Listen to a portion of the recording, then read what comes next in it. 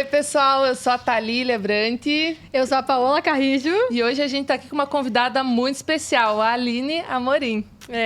Tudo bem? Antes de começar o nosso episódio do podcast, gostaria de agradecer os nossos patrocinadores, a Live, a Safe e também a Liquids. Uhul! Então bora lá, gente. Hoje tem uma convidada muito especial, inclusive a primeira convidada aqui do meu universo. A Aline também é minha nutricionista! Sim. Vai tirar todas as dúvidas aqui dos corredores, porque vocês sabem que tem muita dúvida com relação a isso, pré-treino, recuperação, enfim. Mas antes disso, vou contextualizar quem é a Aline. A Aline, ela é nutricionista com foco em atendimento clínico voltado à qualidade de vida, saúde, bem-estar, emagrecimento e performance para atletas. Ela é amante da alimentação saudável. Se você acompanha ela no Instagram, você vai ver vários pratos lindos. Ela treina muito também, né, amiga? E ela uniu justamente esses amores pela alimentação saudável, pelo treinamento, para mostrar para as pessoas o quanto é bom ter bons hábitos. Seja muito bem-vinda. Obrigada, meninas, pelo convite. É um prazer ter você aqui. Então, bora lá para as perguntas.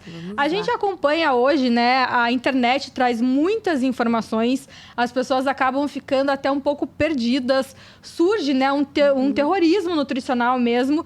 E eu queria saber como que você vê esse impacto das mídias hoje na alimentação das pessoas.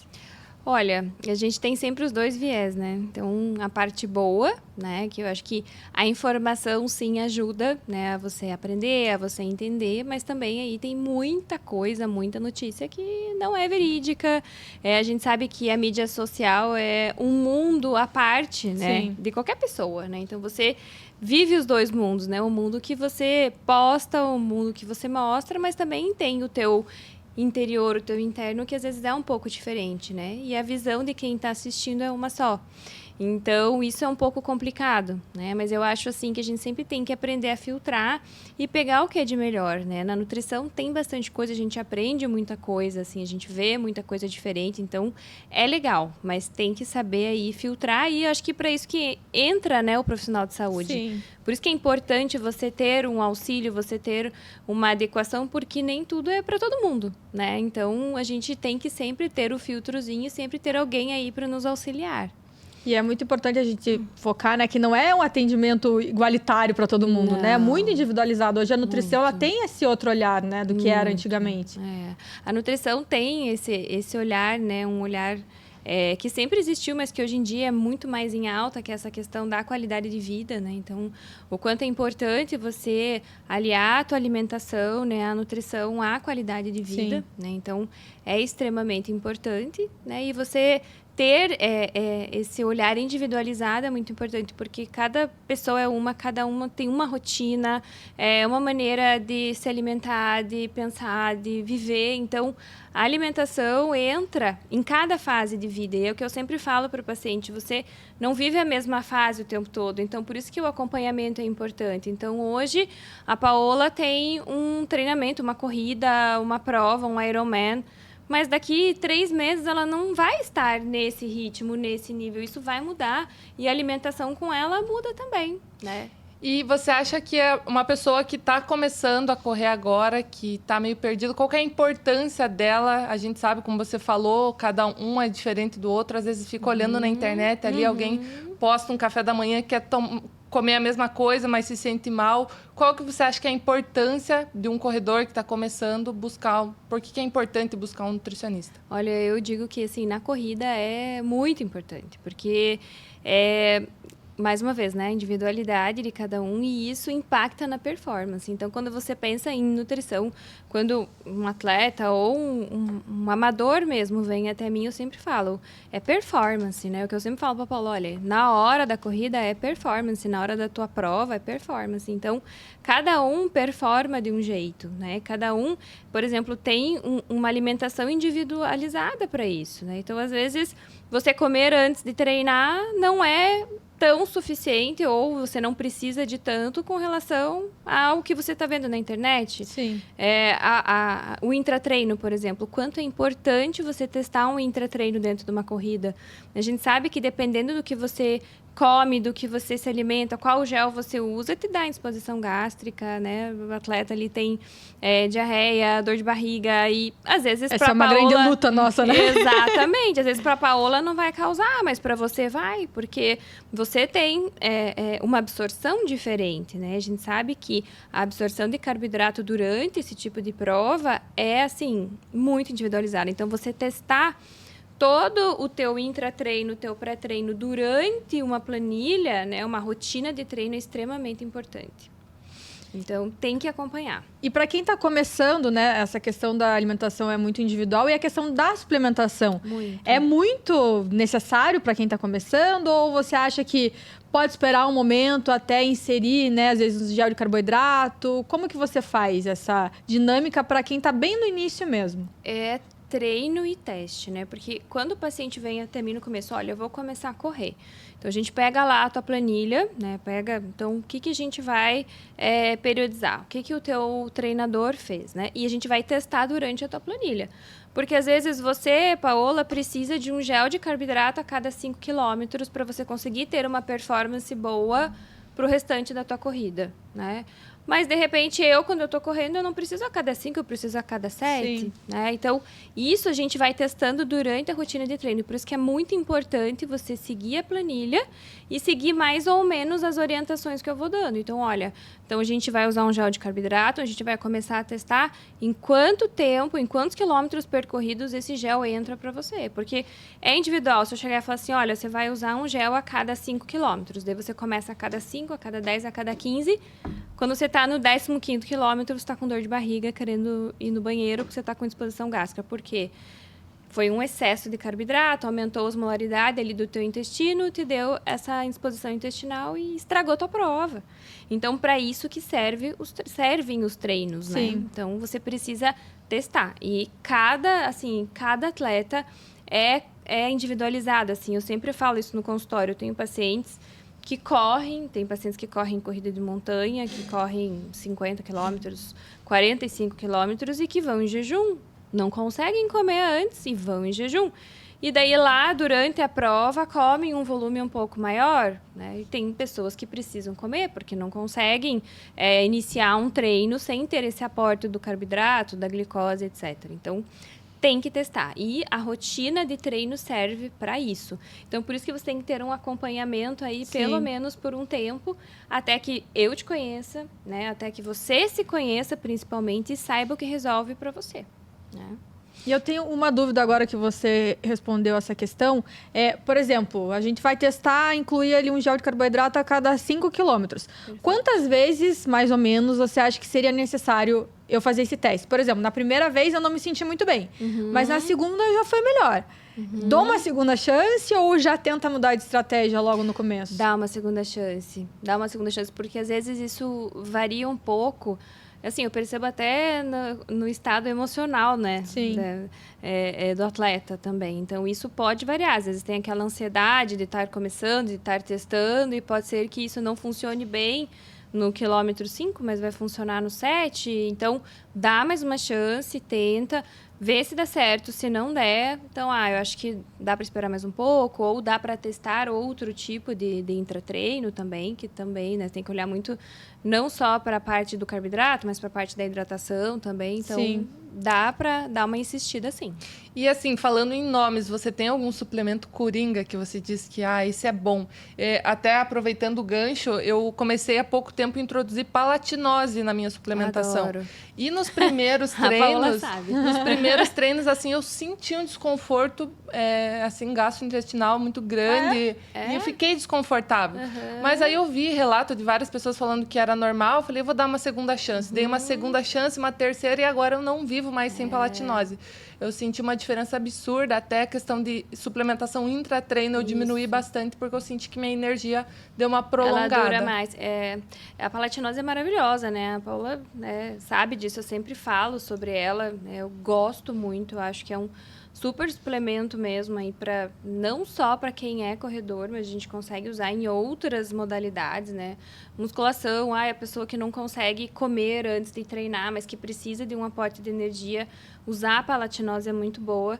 E ela tem uma ação muito legal, como você falou, ela é mais prolongada, porque todo carboidrato, quando a gente ingere ali, que ele vira, né, açúcar, glicose dentro do nosso organismo, ele faz um pico, né? E esse pico, ele tende a cair depois da liberação da insulina. E, às vezes, essa queda te causa, né, uma hipoglicemia, uma coisa que você perde um pouco de rendimento. A palatinose, ela não faz esse pico, né? Ela tem uma liberação e essa glicemia liberada, essa glicose, ela é mais constante. Então, assim, é praticamente unânime entre os pacientes falar, olha, eu consigo durar mais tempo, né, no treino, né, consigo ter mais energia quando eu uso ela. Assim, é difícil, não tenho muito relato de indisposição gástrica com ela, né, mas pode acontecer, mais uma vez, individualidade, né? Mas às vezes você dá mais uma chance para o suplemento, ele tende sim a ser eficaz, bom, te ajudar, com certeza. E nesse caso, eu há pouco tempo, geralmente eu uso gel de carboidrato no meio do treino a cada 6 quilômetros, por exemplo. Quando eu comecei a usar a palatinose, eu não sentia necessidade. Eu fiz um treino de 20 quilômetros sem usar gel. Você acha que isso é prejudicial ou ela pode segurar mesmo, substituir, às vezes, num treino que não seja tão longo como uma maratona? Ela segura bem, ela substitui bem. É legal usar até como um pré-treino mesmo ali, tipo, 15 minutos antes de você largar. O ideal pra uma é prova. pré-treino mesmo, a palatinose. Porque daí é difícil você encontrar palatinose gel mesmo. São poucas as marcas que tem. Acho que eu conheço uma, duas. Acho que eu conheço uma também. É bem difícil, então é mais líquida mesmo. Às vezes é difícil de carregar, né? De você levar junto. Então ela funciona como um pré-treino ali, porque ela vai prolongar um pouco o uso do teu primeiro gel ali, né? Então, para quem tem disposição gástrica, isso é bom, porque você acaba usando uma carga menor ali, né? E é muito bem relatado e utilizado até para quem quer usar um pouco do esporte para perda de peso, né? Então, você acaba usando uma carga menor de carboidrato, você submete o teu organismo a menos picos ali, né, de glicose, e isso é muito bom, às vezes, para queima, né, de gordura. Sim, mas ela acaba quebrando o jejum, a palatinose. Sim. Ela tem carboidrato, tem caloria, então ela acaba quebrando o jejum, sim. Mas você não tem uma liberação, assim, de insulina tão alta. Então, o benefício dela, assim, é muito bom, muito legal. E agora, né, já que a gente comentou do jejum, vamos falar um pouco disso, que é um assunto meio polêmico e tal, né? Do jejum. O que você acha, né? Você gosta, você prescreve para os seus pacientes, acha que se aplica a todo mundo, que é válido testar? Fala um pouquinho sobre ele. O jejum intermitente, ele é uma estratégia, né? Até hoje eu expliquei isso para uma paciente, né, no consultório. Ele é uma estratégia alimentar, assim como uma dieta cetogênica, assim como uma dieta low carb, assim como uma high carb, assim como N estratégias que a gente pode usar. Então, a primeira coisa é que fase de vida você tá? Será que isso atende? Será que dá para você fazer ou não dá? Levando em consideração que você está numa fase de vida boa, onde você precisa, onde dá para você colocar o jejum, sim, sou super a favor, sou adepta, né, faço o jejum intermitente, mas assim, eu tenho ressalvas com relação a isso. Então, jejum não é para todo mundo, depende da fase de vida que você está, e não é para ser feito todos os dias. Porque sim, ele vai interferir, vai acabar interferindo no teu metabolismo, né? Então, às vezes, o metabolismo tende a cair um pouco mais. Não é que você perde massa muscular, mas é porque, às vezes, você tem uma dificuldade maior de ganho de massa muscular. E isso vai interferir na tua taxa metabólica, no teu metabolismo em geral. Então, você usar ele como estratégia, né? 2 vezes na semana, ali, em dias alternados também, é legal de usar, é muito válido, né? Ou a gente usa muito em pessoas que têm mais resistência à insulina, para modulação de fome, apetite. Algumas pessoas, né, a gente tem que cuidar com isso, porque é um teste, né? Então, você tem que esperar. O paciente que chega para mim no consultório, primeira vez que eu vejo ele fala para mim, ai, doutora, quero fazer jejum. Eu já falo, olha, né? Primeiro, a gente vai ver como que é a tua rotina alimentar, como que você se comporta em cima dela e se isso cabe para você ou não, né? Porque isso pode vir a desenvolver gatilhos para compulsão alimentar, né? Então, se você faz o jejum alimentar, quebra o teu jejum de maneira errada ou come em excesso à tarde ou come em excesso à noite, você só faz um déficit calórico ali no período da manhã e nada mais. E eu sempre costumo perguntar para os pacientes assim, você sabe por quê? Você sabe qual é o benefício do jejum? Vocês sabem qual é o benefício? Eu achava que era só para emagrecer. Eu já fiz muito isso, muita Eu acho tentativa. E o emagrecimento é justamente isso, né? As pessoas acham que é só emagrecer, mas tem todo o secundário, digamos assim. Exato. Como você quebra, com o que você está quebrando. Deixou de comer de manhã, mas compensou à tarde, compensou à noite. Então, já não tem nem mais o déficit calórico, né? Em muitos casos. Exatamente, mas o principal benefício do jejum, obviamente, é você fazer aquela autofagia celular, né? Aquela renovação, é você fazer um descanso gástrico, né? Então, Sim. você ficar uma janela ali em período de repouso gástrico é super importante, mas o principal benefício do jejum é você não fazer altos estímulos de insulina, né? Então, é você fazer esse controle da insulina. Aí, quando você quebra o teu jejum, você come um monte de carboidrato, você come massa, você come fast food, onde você faz um pico gigantesco de insulina, né? Pela alta liberação ali, ingestão e liberação de glicose. Então, assim, qual é o benefício que você teve disso? Né? Nenhum. Só sofreu pra Nenhum. ficar sem comer ali. Exatamente. 14, 16 horas. E assim, o jejum não pode ser uma coisa assim, sofrida, né? Quando você vai adquirindo, né, a rotina de fazer, óbvio, né? Um dia antes você fala, ai, meu Deus, será que eu vou fazer jejum? Meu Deus. Mas quando você tá fazendo, é uma coisa boa. Gente, quem tem, assim, quem precisa, às vezes, estudar, quem precisa se concentrar mais em trabalho, que tem déficit de atenção, o quanto o jejum é legal. E, assim, o quanto eu percebo isso em consultório nessas pessoas, né? Então, o quanto ele aumenta a tua concentração, né? Porque a gente sabe que quando a gente consome uma quantidade de carboidrato, existe um fenômeno que acontece no nosso cérebro que se chama brain fog, que é uma névoa cerebral. Então, essa liberação da glicose, esse uso da glicose pelo cérebro, faz essa névoa. Então, a gente tende a ficar um pouquinho mais letárgico. Às vezes, o que eu ia falar mesmo? Nossa, eu esqueci. E quando você faz o jejum, você não tem isso, né? Porque você está usando ali outras fontes de energia. Então, você consegue ficar mais concentrado, né? Mais render muito mais. Eu, na minha casa, o meu marido é uma prova viva disso. Tipo, sempre foi de comer, tomar café, etc. Mas ele, às vezes, né, tem o déficit de atenção dele ali. E quando ele precisa super se concentrar, ele vai trabalhar, ele fala, vou em jejum. E o quanto ele rende, ele fala, meu Deus, é impressionante o quanto eu trabalho bem quando eu estou em jejum. Né? Então, quando você faz essa prática, quando você faz essa estratégia alimentar, ele é, sim, muito benéfico. Mas tem que ter muita orientação. Você fazer por conta é você pular uma refeição, ponto, mais nada. Né? Então, tem que ser bem orientado, olhando muito para a rotina da pessoa. Então, eu sempre olho e pergunto para o paciente, que dia você treina, que dia você faz musculação, que dia você se desgasta mais, que dia você prioriza teu ganho de massa magra, porque não é nesse dia que você vai fazer jejum. Né? Então, assim, às vezes, fim de semana, comi um monte, jantei tarde, acordei no outro dia sem fome. Faz jejum. Né? Então, dá para fazer, faz a autofagia celular, faz o teu descanso gástrico. É super legal, né? Então, tem que ter uma orientação. Que engraçado, né? Eu nunca tinha ouvido falar por esse ponto de vista, assim. Eu sempre tinha em mente que o jejum era mesmo para emagrecer. Então, eu acho que um problema... Eu sempre falava isso, que um problema, às vezes, das pessoas que querem emagrecer é a falta de de entender o que precisa acontecer por trás dos bastidores, né? Às vezes, é diminuir o consumo ali de calorias, né? Às vezes, não posso comer mais açúcar. Você até pode, se você não está ultrapassando ali, né, o limite do que você precisa.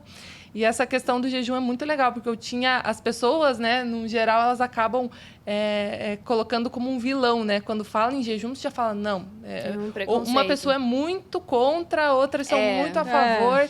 Então, você falando assim, a gente tem um equilíbrio e entende que realmente, se você tiver um acompanhamento, é uma coisa super legal de incluir. E que fase de vida você está, mais uma vez. Se você, eu quero...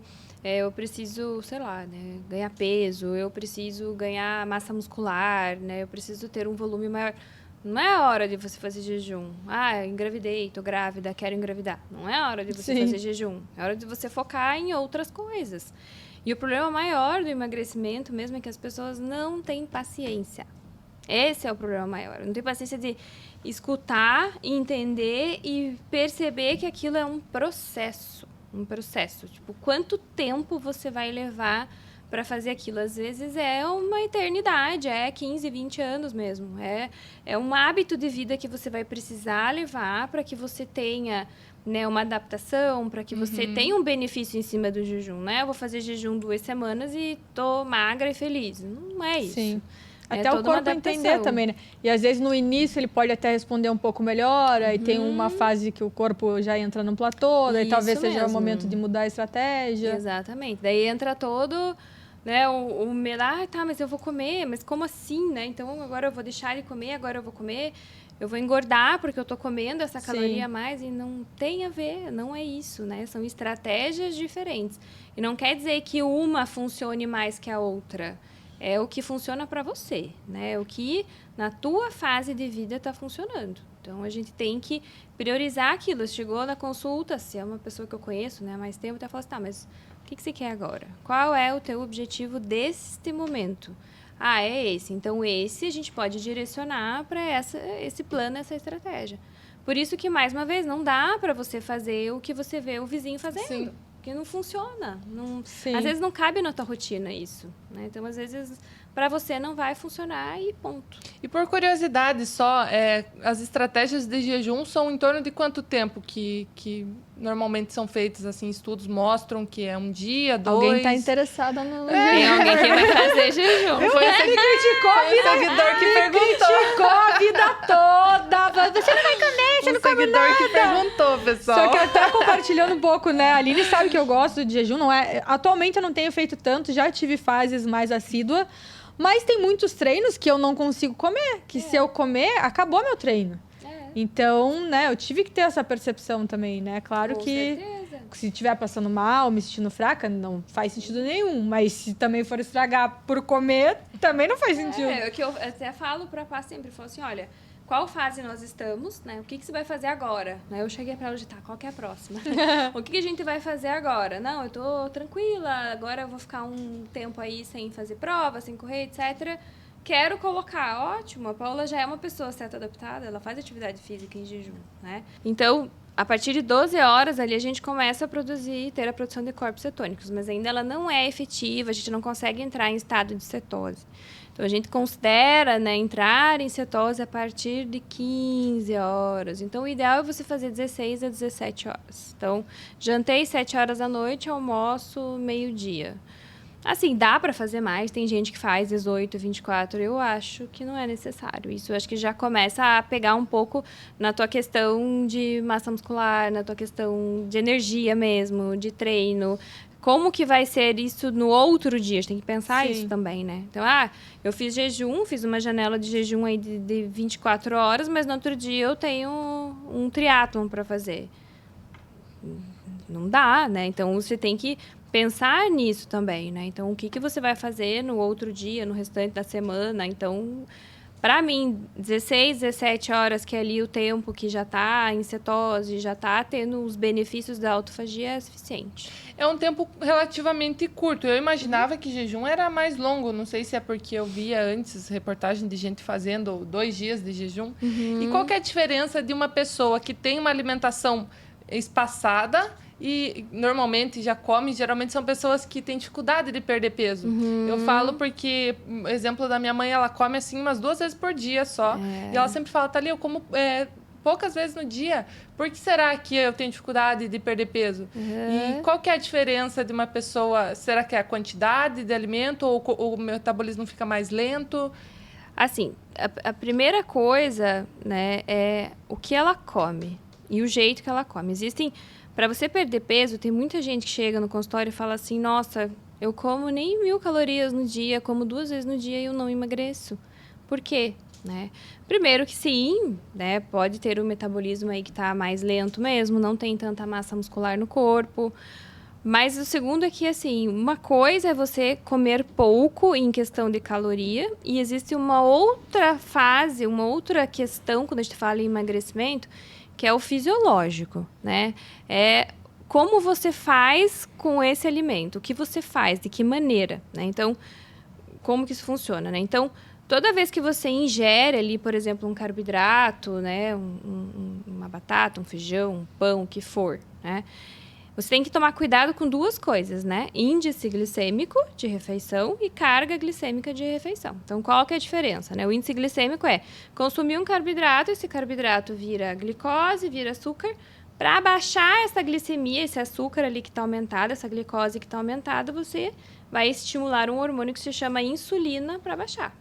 Só que se você consome grandes cargas glicêmicas, ou seja, grandes quantidades, que é o que pode acontecer com a tua mãe, ela come pouco, mas quando ela come muita quantidade. Então, você acaba estimulando muito essa insulina. E quando a gente tem um alto estímulo de insulina, a chance do nosso fígado produzir ácido graxo, gordura, é muito alta. Então, ela ganha gordura por aí. Então, ela pode comer pouco. Mas se o pouco que ela come estimula muito a insulina, ela vai ganhar peso. E a maneira que ela come. Então, todo carboidrato, a gente sempre tem que atrelar a ele fibra, proteína ou gordura. Então, se ela fala assim, eu como só um pão, 2 pães ali, né, que tem bastante carga de carboidrato, mas eu não coloco nenhuma fibra, nenhuma proteína, você também vai ter um alto estímulo de insulina, porque você não agregou ali a fibra e a proteína. Então, esse é o fisiológico. Então, Sim. se você faz um alto estímulo, você também vai ganhar peso. Então, não adianta só pensar na caloria. E acho que é por isso também que muitas pessoas... comecei a correr. Corre meia hora, 5 quilômetros e acha que pode correr de tudo. Exato. E até se queixa. Nossa, comecei a correr, mas tô engordando. Às vezes pode ser por essa lógica, né? Com certeza. E assim, a gente percebe que... Isso eu percebo no consultório também. Às vezes, quanto mais atividade física você faz, mais fome você tem. Sim. Né? Então, se você não controla, se você não tem um balanço do que você está fazendo, às vezes, 5 quilômetros, quanto que você queima de caloria em média? Vou te dar um exemplo. Não, né? Isso depende de pessoa para pessoa, mas eu gasto 300 calorias para correr 5 quilômetros. Aí eu saio de lá com uma fome insana e como um prato de macarrão com molho branco... Tá, daí que você correu 5 quilômetros. Não fechou essa conta. Não fecha a conta. Então, você tem que balancear e dosar tudo, né? Então, às vezes, o esporte ele é muito importante para essa manutenção do peso, mas a gente não pode esquecer que ele gasta caloria, ele queima também e dá fome.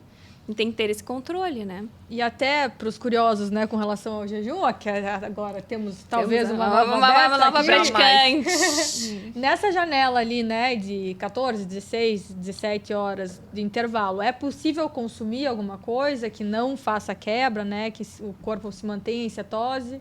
Você pode consumir algum chá, água, água sem adoçar ou usando o adoçante aí, não pode ter muita caloria mesmo, né? Muito carboidrato, muita proteína, pouco de gordura sim dá para ter, então você usar às vezes o ácido caprílico, o MCT, ou usar o Supercoff mesmo, então que tem maior fonte da gordura mesmo por conta da absorção, sim, né? A gordura tem uma absorção mais rápida, via intestinal, então não sobe tanto a glicemia, então dá para você usar.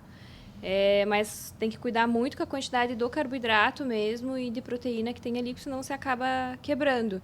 Não que a gordura, né, que tem no Supercoff, que tem no MCT, não quebra, às vezes até ele quebra.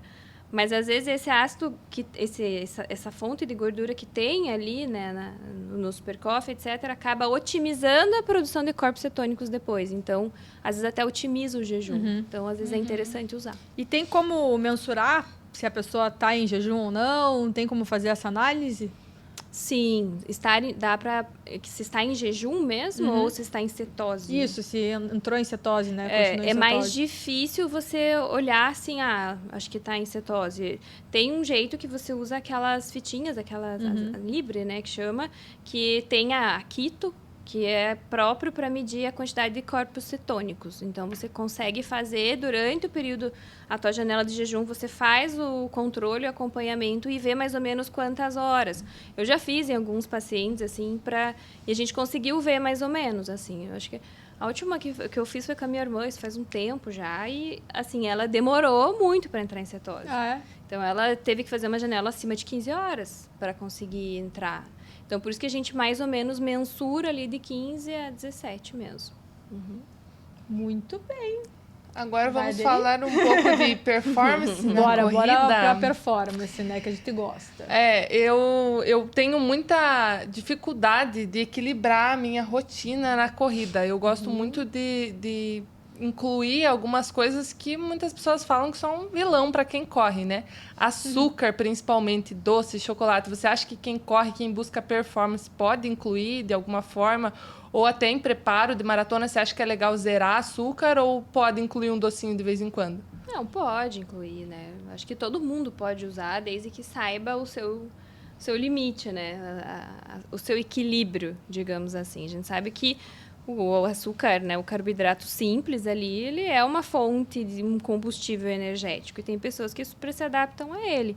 Então, dá para você usar, mas eu sempre falo assim para o paciente, eu posso usar. O paciente chega para mim e fala assim, eu posso usar doce de leite para treinar? Adoro pão com doce de leite. Eu falo, não, tudo bem. Mas você pode usar se você me prometer que você não está querendo usar isso para comer doce. Se você comer uma banana, você vai fazer o mesmo uso de carboidrato, etc. Só que você vai colocar muito mais nutriente para dentro. Então, assim, por que não a banana e por que o doce de leite, né? Então, às vezes é uma desculpa ali para comer o doce.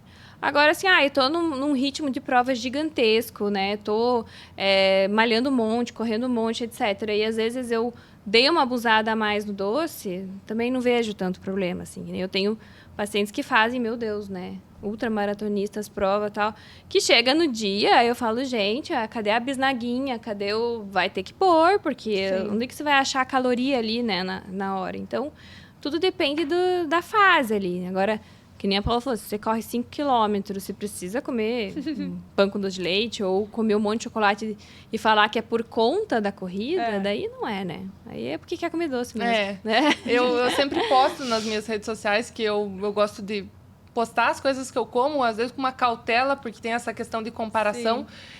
Mas eu como muito, tanto em quantidade, quanto depois de comer, eu gosto muito de um docinho.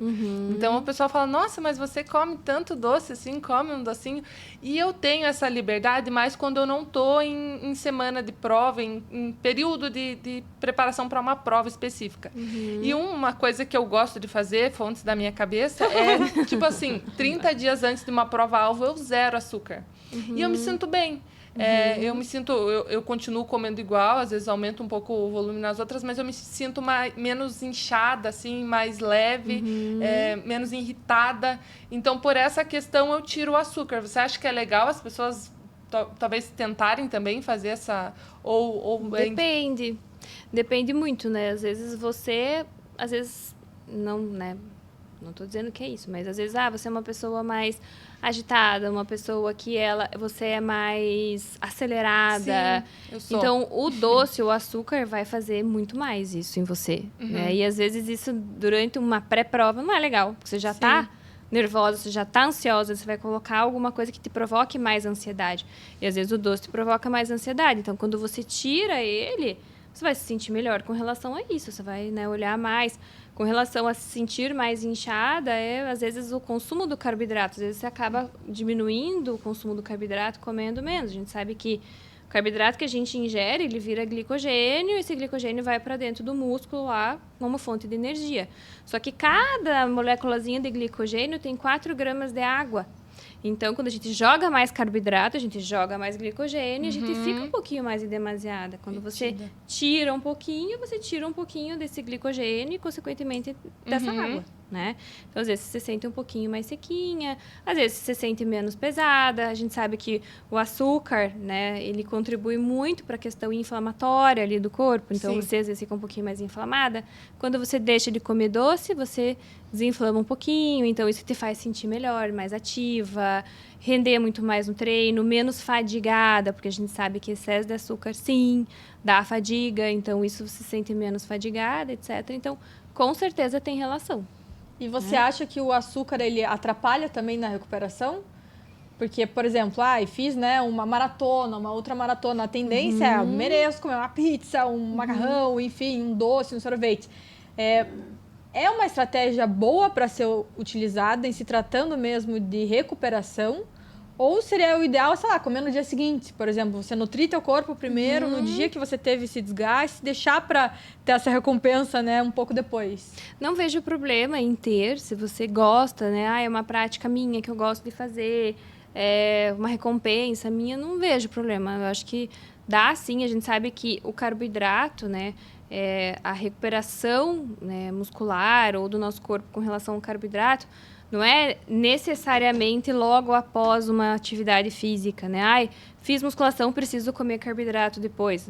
Hoje em dia a gente sabe que ele pode ser distribuído ao longo do dia, né? Então, essa recuperação de glicogênio pela nossa célula, pelo nosso organismo, é ao longo do dia mesmo. Então, não tem essa necessidade.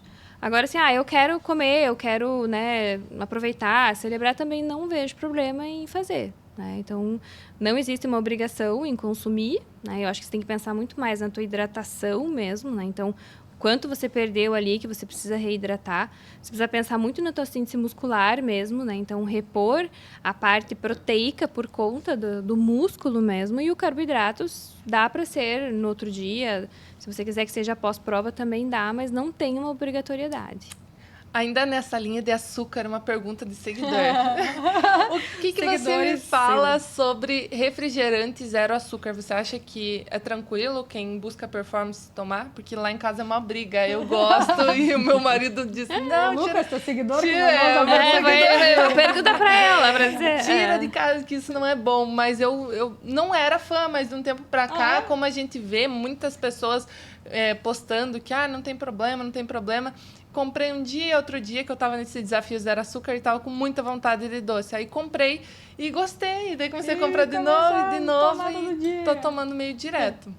Na verdade, o refrigerante, o zero não tem a caloria, mas ele é tão industrializado quanto, né? Então, ele tem muito corante, ele tem muito adoçante. Então, para a parte intestinal é horrível, né? Pensando que o atleta já tem um intestino ruim de tratar, né?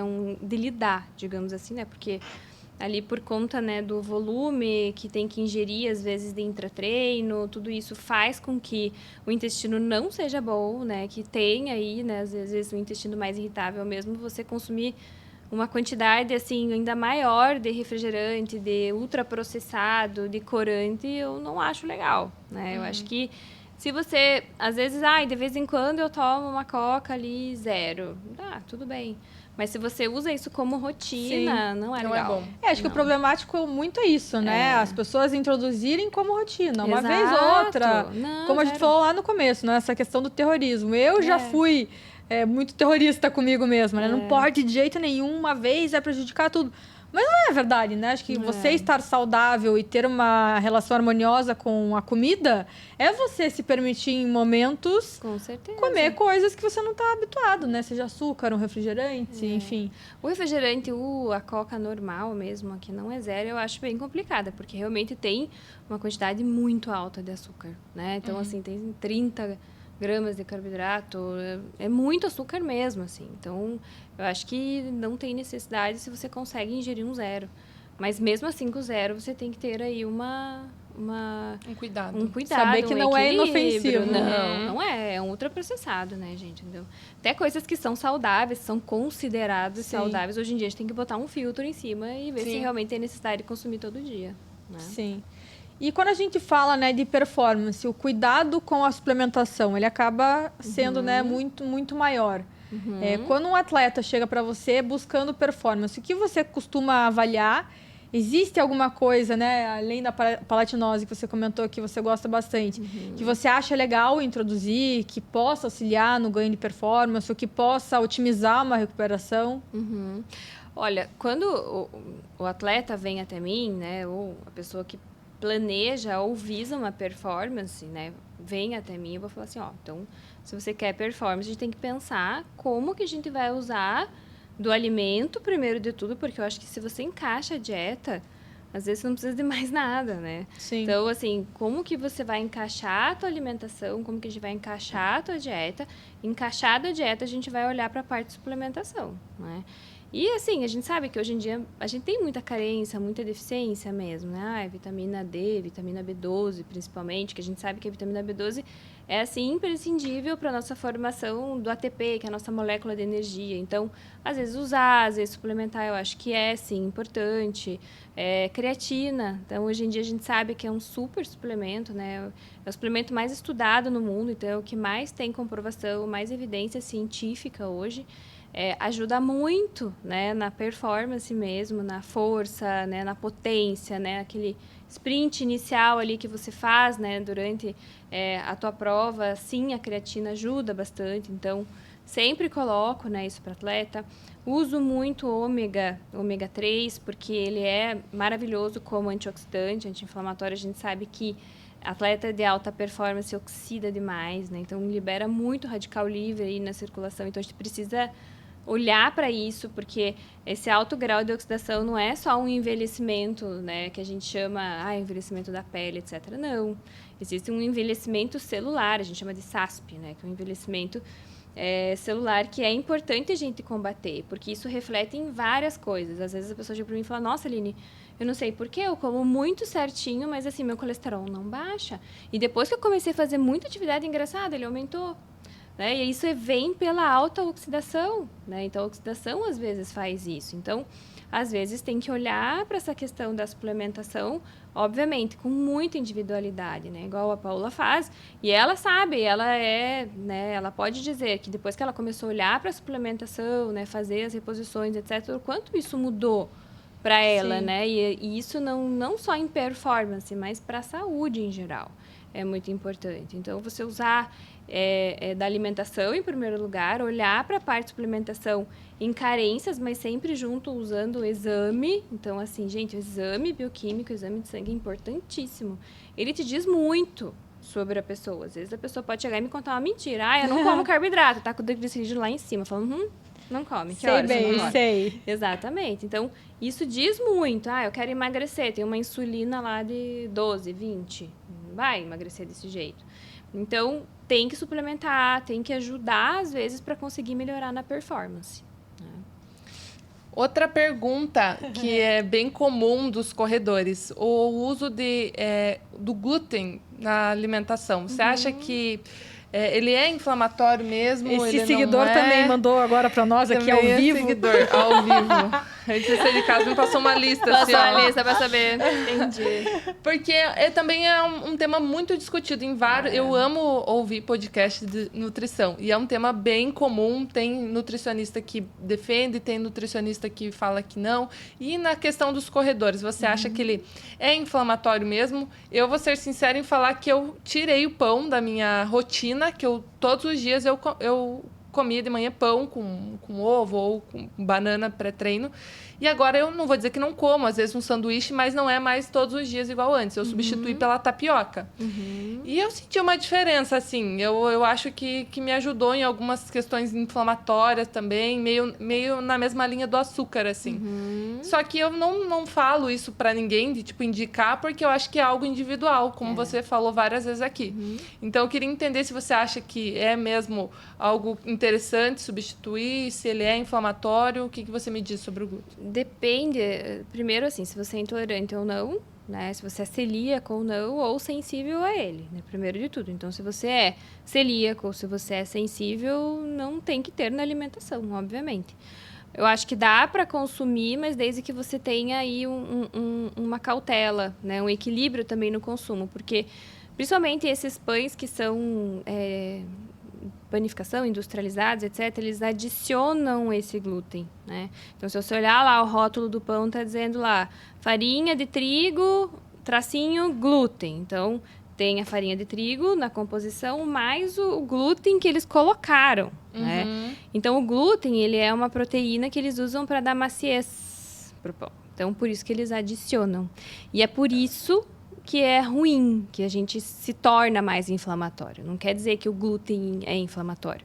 Então, se você usa um pãozinho, às vezes, que ele é de fermentação natural, que ele é mais integralzinho, mas de fermentação natural, então, quando passa por processo de fermentação, perde-se um pouquinho, né, daquele glúten que já era da farinha de trigo, que não foi adicionado, eu não vejo problema.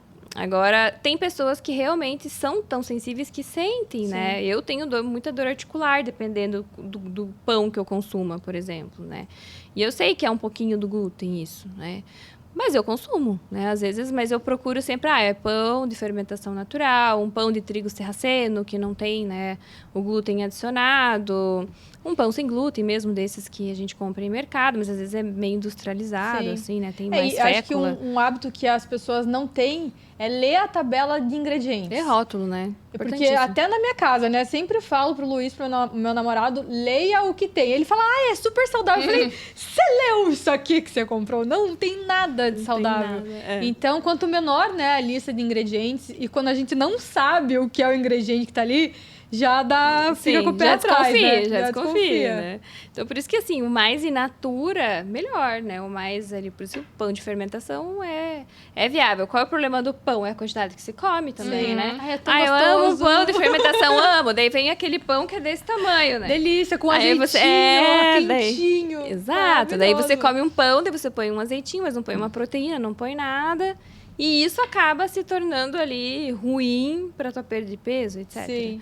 Mas, assim, não vejo problema, mas esses pães que são mais industrializados, sim, tem uma adição maior aí de glúten que não é legal. Na mesma linha, o leite, né? Eu acho que o leite também é uma coisa... Eu fui numa nutricionista... A primeira nutricionista que eu fui, quando eu comecei, ela me falou, Thalia, você tem que tomar muito leite para cálcio. Um copo de leite toda tarde. E eu lembro que eu conseguia só treinar à tarde naquela época. Então, era 5, 6 horas da tarde, eu tomava um copo puro, assim, de leite e ia treinar. Fermentando.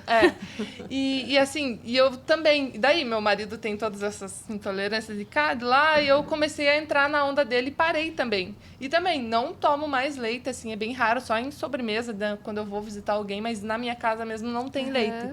E eu também gostei, assim, dessa mudança. Eu acho que fez só bem, assim. Eu acho que muito legal isso que você trouxe, a autoobservação, né? Exatamente. Que às vezes as pessoas estão tão na correria e vão fazendo as coisas ali no flow, passa 1 mês, 2 meses, ela não sabe nem por que ela tá se sentindo mal. Eu sei, né, por experiência minha, eu tenho muito estufamento, até um relato que eu sempre trago pra Aline. Às vezes é até difícil de identificar, né, porque a gente acaba consumindo tanta coisa, e às vezes é o excesso, né, de treino, ou o gel de carboidrato, enfim, tem um universo ali, às vezes não tão fácil de identificar. Sim. Mas às vezes ter até um diário, né, que você anote o que você comeu, o que você sentiu, putz, será que é o glúten? Será que é a lactose? Será que é o pão, o queijo? Enfim. E tentar fazer esse mapeamento. Sim. E uma coisa aqui, né, que eu queria perguntar, eu sei que é muito individual, né, que tem que ir atrás de um profissional adequado para orientar, mas se você pudesse pontuar, assim, 3 alimentos que você acha muito legal, de um modo geral, serem incluídos na rotina, e 3 alimentos que dá para ficar sem, assim. Alimentos em específico? Ou... De um modo geral, assim, sei lá, brócolis, couve, não sei. É que, assim, pensando em grupos, né, alimentares, assim, eu acho que, né, tem... Vamos pensar, 3 alimentos que são essenciais, obviamente. Eu acho que você ter um consumo proteico adequado é um dos fatores mais importantes. E eu digo consumo proteico, não é comer carne, Sim. mas é você ter um aporte maior de proteína. É muito importante, porque isso faz com que você tenha mais saciedade, né? Promova mais saciedade durante o teu dia. Faz com que você facilite ali, né, a tua carga de glicose que você consome, e isso impacta muito na saúde. Então, eu acho que o consumo proteico é muito importante, né? Pensando em alimentos, sou muito fã de fruta. Eu percebo que isso... Caqui, maravilhoso. A gente estava aqui na discussão do caqui, que todo mundo ama um caqui. Mas eu acho que não existe alimento mais rico no mundo do que você olhar para fruta, para você olhar, né, para vegetais. É muito gostoso, né? E assim, ele tem fibra, que é importantíssimo para nossa função intestinal, tem água, que às vezes a gente não consegue, não toma durante o dia, né? E eu acho que a água seria um também, né, que é importantíssimo a gente olhar, porque as pessoas não olham para a ingesta hídrica, não olham assim, pode ser atleta, corredor, fala, eu tomo 1 litro. Só assim, como assim toma 1 litro, né? Então, assim, a água é super importante, olhar para as frutas é super importante, aporte proteico é super importante, né? E alimentos, assim, que eu que eu não considero, né? Que eu não... Que dá pra tirar da rotina sempre, não precisa. Refrigerante. O refrigerante, o industrializado em geral, Sim, né? Eu acho que Embutido. embutidos, né? Que tem muito ciclamato de sódio, até tem vários estudos até que mostram que embutido, né? Esse excesso de fitato, de ciclamato, altera a papila gustativa. Então, a gente tende a ter sabores mais adocicados na boca por conta dessa ingesta. Açúcar, eu acho que tem que ser muito bem, né, calculado ali, moderado, né? Então, é um tipo de alimento que também a gente tem que pensar muito bem. Mas eu acho que se fosse para pensar em um só, é o industrializado. É o que você está pegando ali da prateleira e colocando para dentro de você. Eu acho que isso é uma coisa que a gente tem que parar e pensar para ver se realmente aquilo faz sentido naquele momento. Assim. Sim. E, Aline, você comentou da água, que é muito importante. A gente descobriu de um tempo para cá, que antes a gente só tomava água, e a gente entendeu a importância também da reposição de eletrólitos.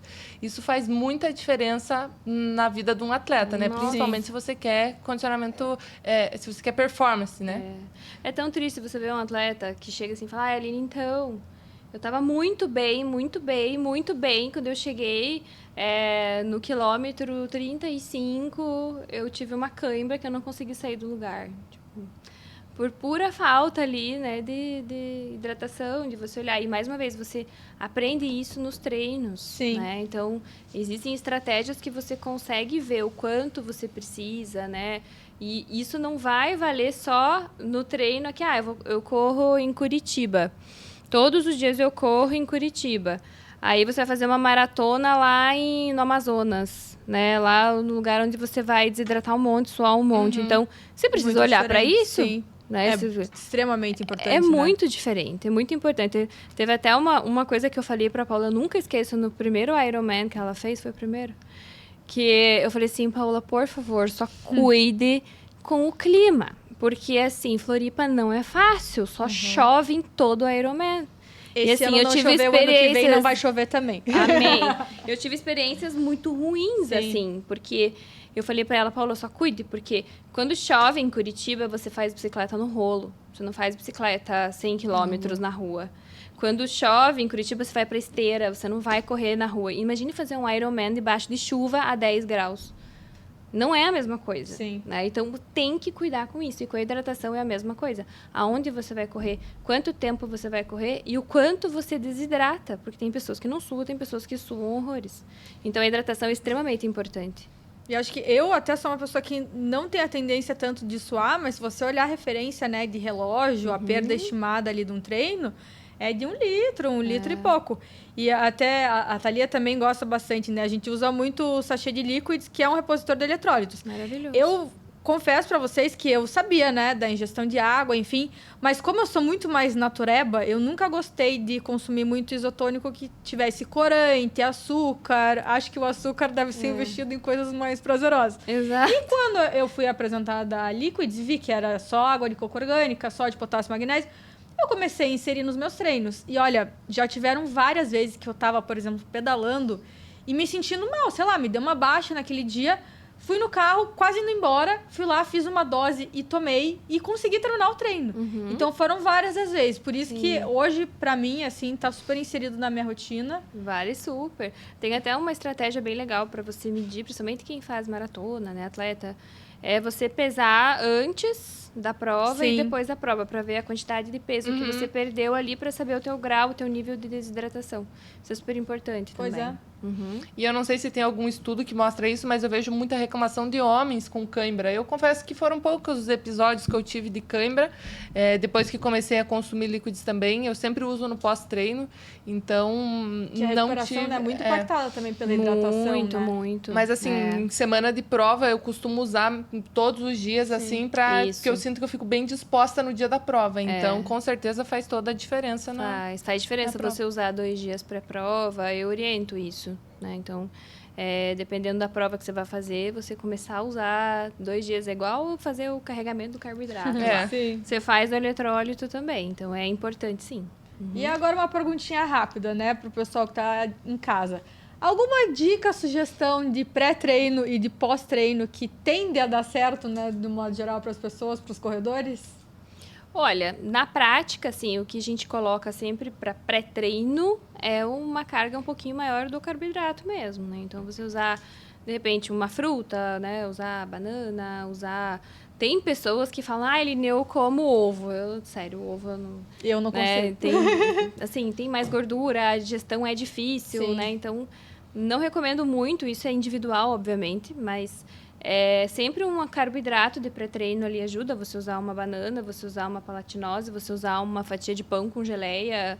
São ótimos pré-treinos. E o que a gente foca em pós-treino sempre é no recuperativo.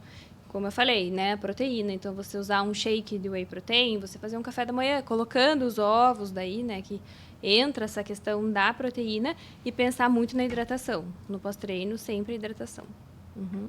E é isso. Mais alguma coisinha, Paula, antes da gente encerrar nosso Thalia, episódio? ela vai começar a fazer jejum, tá? Ela Te vai convenci? levar todas essas dicas pros seguidores Você que anotou? mandaram as perguntas. Você anotou todas as dicas. Eu gostei muito da ideia, mas eu gosto muito de comer, então eu não sou muito... Comer é bom. comer é Antes bom. do treino, assim, você falando ou palatinose ou isso, eu falei, eu como tudo. É tapioca, banana, mel e palatinose antes do meu treino. Mas tem que Maravilhoso. testar. Se pra mim desse certo isso, eu faria isso aí Eu também. vou com uma energia. Aqui a gente tem as duas versões, né? Sim. Então, a versão que vai melhor no jejum e a versão que vai melhor alimentada. E eu sempre digo, gente, é performance. Como que você performa? Você vai entrar numa competição. Você vai se desgastar um monte, você quer ganhar, você quer um pódio, você vai fazer o quê? Eu vou fazer o jejum porque diz que é legal. Não, exato. você vai buscar. E eu falo isso pra Paula, na hora, minha filha. Se é o carboidrato que tem, vai, bora. Vai com Faz o que ele. dá certo. Come, que é o que dá certo. Não vai pronto. deixar de tomar um gelzinho, não. Não, de jeito nenhum. Vai, só cuida sempre com a qualidade, né? Que isso Sim. interfere bastante. E tem de tudo também, né? Tem, aham. E só pra gente fechar aqui, eu lembro uma vez que a gente tava em consulta que foi algo muito legal que você me explicou com relação à absorção do carboidrato por fontes diferentes, né? De frutose, enfim. Dá uma Isso. apanhada aí pro pessoal que eu achei muito legal. A questão do consumo do carboidrato durante o exercício, durante a prova, né? Existem... a absorção desse carboidrato via intestinal se dá por duas vias, que a gente chama, né? Então, tem o consumo do carboidrato por frutose e por glicose, né? Então, são vias diferentes. Então, o ideal é que você sempre consuma carboidratos que sejam distribuídos nessa quantidade de frutose e glicose, porque a absorção se dá por vias diferentes. Quando você consome um carboidrato só rico em glicose, por exemplo, todo aquele carboidrato vai querer ser absorvido por uma via só. E isso faz com que aumente a osmolaridade intestinal, ou seja, joga mais água para o intestino, que faz com que você tenha mais dor de barriga, diarreia, etc. Então, você sempre tem que tomar cuidado, e é uma coisa que eu sempre tomo cuidado com os meus atletas, durante o treino, quais géis você está usando em qual momento, né? Então, vamos colocar mais frutose aqui, mais glicose aqui, vamos misturar os dois, né? Eu tive atletas meus que usaram, assim, fruta, né? E depois usaram gel, depois usaram uma malto, que é a parte de glicose. Então, você dividir muito bem essa ingesta é importante para evitar desconforto gástrico. Que interessante, não sabia. Viu, gente? O como é importante a gente procurar, né, um profissional que saiba do que tá falando. Exatamente. Aline, muito obrigada por você estar aqui. Imagina, Você ajudou obrigada, muito a gente, obrigada com a certeza, o vocês. pessoal de casa. Conta pra gente como que eles podem te encontrar, né? Então, eu trabalho, né, atendo aqui presencialmente em Curitiba, né, na Clínica Sampo. Então, tô lá todos os dias, né, Paula sempre vai lá e sempre me encontra. Então, eu atendo presencialmente aqui na Clínica Sampo ou online, né? Então, online também a gente atende aí várias pessoas, vários atletas. Fora do Brasil também, né? Eu tenho muitos pacientes que vêm através da Paola, Sim. que são apaixonados, assim, pelo estilo dela, pela corrida. Né? Me falam, porque eu vejo a Paola e tal. Então, essas são as maneiras de me encontrar. E espero E que eu como que tá consiga teu ajudar Instagram? todo mundo. Nutrialine Amorim. Ó, já sigam lá e já falem com ela. Isso aí. E é isso. Muito obrigada. Muito Imagina. obrigada ao pessoal de casa. Foi muito legal, Aline. Obrigada Obrigada. por tirar todas as dúvidas dos seguidores que estavam curiosos. Eles adoraram esse podcast. E é isso, seja muito bem-vinda para os próximos episódios. A gente vai adorar te receber para com certeza vai ter uma próxima vinda. É, porque tem muito assunto ainda e com certeza a gente vai adorar te receber aqui de novo. Perfeito. E mais uma vez a gente agradece os nossos patrocinadores, a Liquids, que hoje inclusive a gente falou aqui um pouquinho no podcast, a Safe e também a Live, que está junto com a gente. Muito obrigada, galera. Sempre comentem aqui o que vocês querem ver. Engajem bastante, porque a gente tá muito empolgada com o universo. Compartilha com seus amigos e até o próximo episódio. Beijo!